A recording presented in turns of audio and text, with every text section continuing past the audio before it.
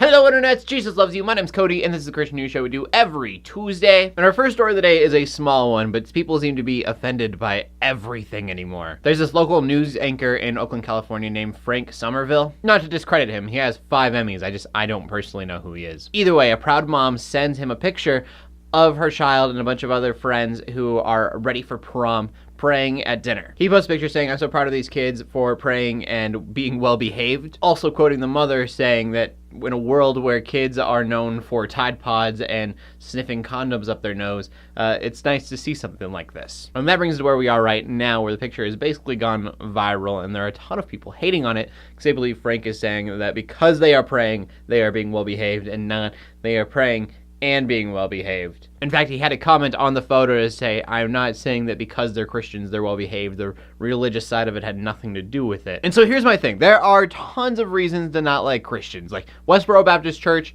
you don't like them, cool. Voice that. Televangelists trying to scam you out of your money. Be mad about it. But why get mad at Christians who are praying? And it's not just with the situation, like when Christians are doing something thoughtful or kind or generous, or on the other side of it, for them, they are healing, they're becoming a better person, they're getting through addictions. I've been told by so many atheists on the internet, and not all atheists are the same, I'm not saying that, that Christianity is nothing more than a crutch. If it is a crutch, then why would you take that out from under someone? And I know that at this point I am now on a rant, but I don't want to end with just, "Oh, woe is us Christians." I legitimately don't think it's probably the majority of my audience, but there are Christians out there that get offended way too easily as well. We all just need to learn to get over it, he says, as he's going off about a small post on Facebook. I'd like to point out that I'm not being hypocritical. I'm not like offended. It's ridiculous. We can move on. And our next story is a historical discovery. You know that I always get really excited about these. There's been a new finding that kind of gives evidence to the era of King David. The finding is a biblical city, Eglon, which is a Canaanite city that actually fought against Israel. Now, they didn't find anything that says King David or King Solomon on it. They're not really proving anything as far as that goes, but what they found is that there's a huge cultural shift within the city. They found house layouts that are 4 rooms. They're not very common anywhere besides in ancient Israel, and they're found here. And what it gives evidence to is that King David's rule was a little bit farther than archaeologists previously believed, and also lines up more with the Bible. So yeah, cool stuff. I love it.